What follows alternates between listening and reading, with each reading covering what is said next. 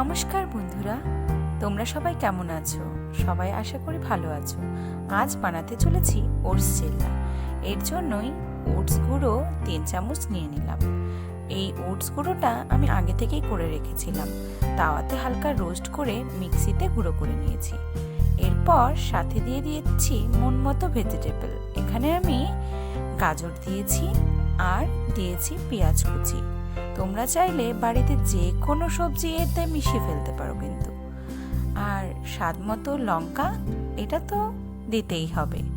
এখানে আমি দুটোই লঙ্কা দিয়েছি। তোমাদের যদি কারো ঝাল বেশি পছন্দ হয় তাহলে তোমরা আরও লঙ্কা দিতে পারো। আর তার সাথে দিয়েছি কাশ্মীরি লঙ্কা গুঁড়ো, হলুদ আর স্বাদ মতো লবণ দিয়ে ভালো মতো জল দিয়ে মিশিয়ে নিয়েছি। এখানে জলটা আমি একটু বেশি পরিমাণে দিয়েছি, কারণ কি বলতো, এর মধ্যে আমি মিশিয়ে দিলাম সয়াবিনের গুঁড়ো, যা আমরা সকলেই জানি খুবই পুষ্টিকর। আর এটা বড় থেকে ছোট সকলেরই শরীরের পক্ষে খুবই ভালো। আর এই সয়াবিনের গুঁড়ো কিন্তু আমি আগে থেকেই মিক্সিতে গুঁড়ো করে রেখেছিলাম। এটাকে ভালো করে মিশিয়ে কিছুক্ষণের জন্য রেখে দেব। এরপরে একটা ফ্রাইং প্যানে হালকা সাদা তেল দিয়ে সেটাকে ব্রাশ করে নিলাম। এবার এর মধ্যে সেই ব্যাটার তৈরি করাটা আস্তে আস্তে দিয়ে দিলাম। আমি এখানে একটা বড় করে চিল্লা বানিয়ে নিচ্ছি। এরপরে শেপ করে কেটে নেব।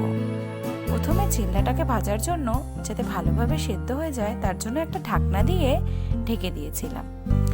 আর সাথে একটু মাঝে মাঝে উল্টে দিচ্ছিলাম। উল্টে পাল্টে দিলে চিল্লাটা ভালোভাবেই ভাজা হয়ে যায় এবং সেই সাথে খেতেও কিন্তু অনেক সুস্বাদু হয়। এরপর একবার উল্টে পাল্টে ভালোভাবে ভেজে নিলাম। দেখো, প্রায় তৈরি হয়ে গেল আমাদের ওটস চিল্লা। এবার এটাকে নামিয়ে একটা স্টিলের বাটির সাহায্যে গোল করে কেটে নিলাম। আসলে কি বলতো, সার্ভ করার সময় প্লেটটা যদি সুন্দর দেখতে হয় তাহলে খেতেও কিন্তু বেশ ভালো লাগে। আর বাচ্চারা এটা মজা সহকারে খায়। এর জন্য আমি একটা প্লেটে সুন্দর করে সাজিয়ে নিলাম। বাকিটা কিন্তু ওয়েস্ট করিনি। সস দিয়ে সুন্দর করে সার্ভ করে নিলাম ওটস চিল্লা। তোমাদের সবার রেসিপিটি কেমন লাগলো অবশ্যই জানিও কিন্তু। আর ভালো লাগলে অবশ্যই চ্যানেলটিকে সাবস্ক্রাইব করে দিও। সকলে ভালো থেকো, সুস্থ থেকো। আবার দেখা হবে নতুন কোনো ভিডিওতে। বাই।